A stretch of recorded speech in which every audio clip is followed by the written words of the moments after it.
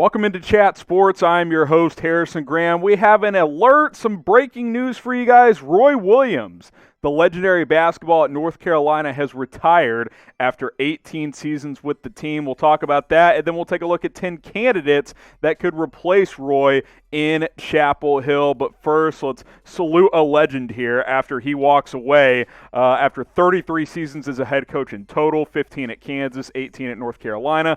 Over 900 wins, 903 wins, 264 losses in his career over those 33 seasons. Won 3 national championships with the Tar Heels, including as recent as 2017. And now he walks away at the age of 70. A legendary career, third in all-time victories among college basketball coaches.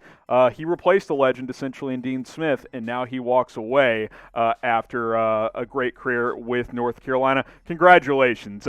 You want to walk away while you're still at the top of your game. I know the last couple of years Carolina hasn't been, a top 4, top 5 team, but won a natty just a few years ago. One of the all-time greats. So congrats to him. Congrats to his family. Hopefully he can enjoy being a family man as he enters his latter years. But this is obviously going to be huge shoes to fill for North Carolina. They did it before. They got Roy Williams. Can they do it again? That's what we will have to wait and see, and I'll look at some candidates in just a moment. Who should North Carolina hire as their next head basketball coach? That is the question of the day here. We'll make this the pinned comment on today's video, so go ahead and guess it for me or predict who should they hire as their next head coach.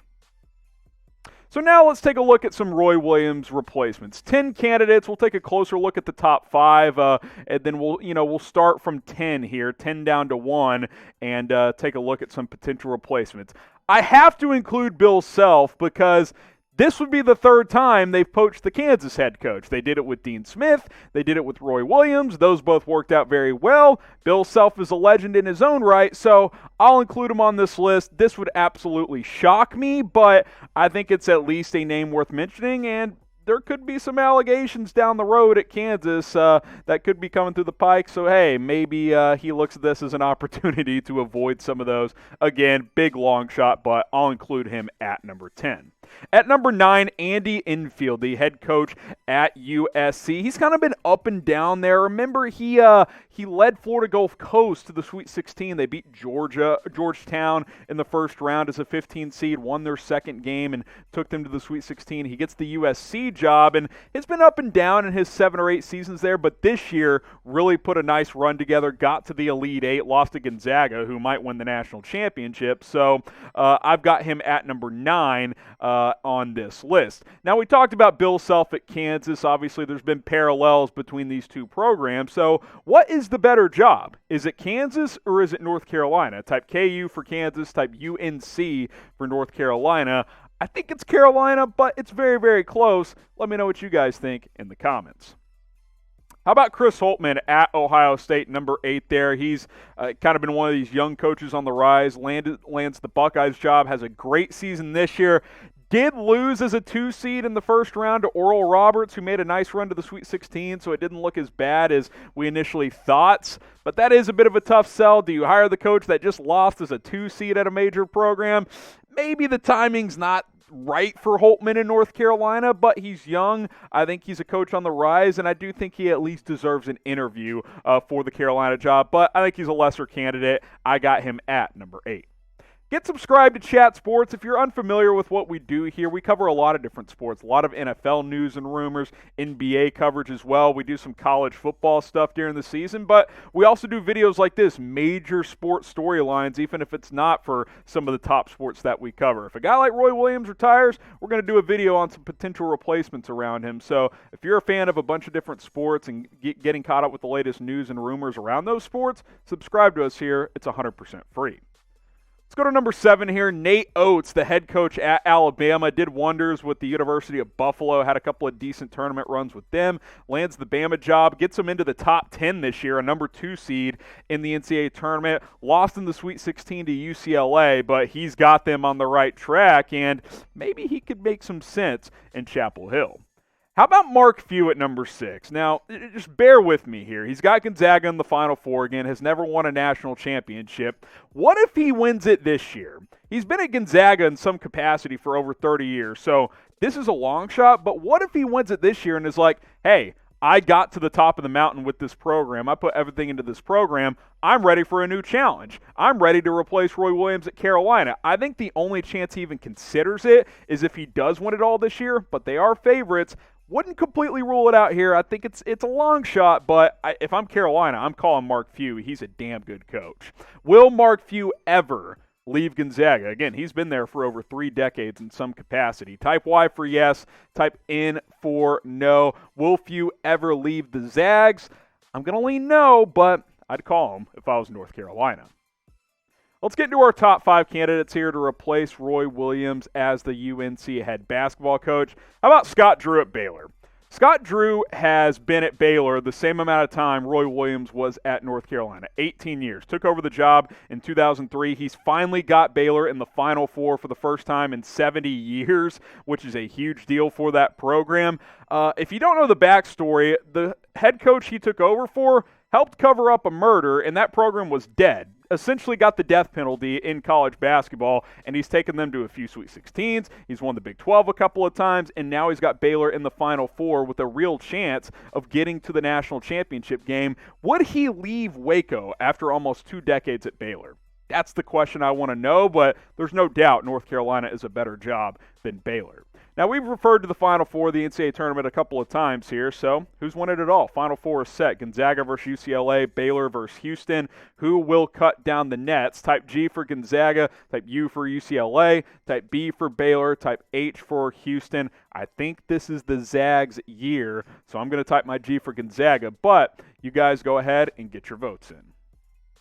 Top 4 we go. How about Tony Bennett from Virginia? Regionally, he possibly makes the most sense out of every candidate we're going to discuss here. And he's the defending champs, right? There was no tournament last year. Won it all in 2019. Has kind of had a bizarre run at Virginia. And remember in 2018, he loses a number 1 seed to, I don't even remember this, UMBC, Maryland, Baltimore County. Comes back, wins it all in 2019. Then in 2021 is upset as a 4 seed. So if it weren't for that 2019 run, I think we'd feel differently about Bennett. But he's done great things there. He's at top in the country year in and year out as top defensive team. But that's my question. Would North Carolina embrace a slower tempoed, choppy, low-scoring type of style when they've been used to this NBA fast-paced type of, high-scoring style under Roy Williams for years? Might be a tough sell, but Tony Bennett's a very good coach, and he's got a resume with the national championship. How about Hubert Davis? You want to talk an internal candidate? I think this is the guy if they do hire an internal candidate. He's been under Roy Williams for 9 years. He's only 50 years old. He knows the program as good as anyone. Played there in the late 80s and early 90s. Like I said, he's been an assistant now for almost a decade, learning side by side under one of the GOATs in Roy Williams. I think there's going to be some interest here. And I think it's very possible with Roy Williams walking away now that he might be looking at this program and saying, hey, you guys do what you want, but I'm giving my endorsement to Hubert Davis. I don't know if that's true. I don't know if that's what's happened here, but I think he will get considered. I think he should be considered. And like I said, he knows the program. He's young. He's energetic. Hiring him internally could be the best option for North Carolina. Should Carolina hire Hubert Davis? Type 1 for yes, type 2 for no. The risk is obviously he's never really been a major head coach, so there is some risk there. Get your votes in, 1 for yes or 2 for no. Now, if you want a coach that has been a major head coach and has won multiple national championships, how about Jay Wright? He's led Villanova to 2 national championships, a few more Final Fours as well. Let's make this clear. Jay Wright has made Villanova a blue blood. That is one of the, I'll say, 8 best programs in college basketball.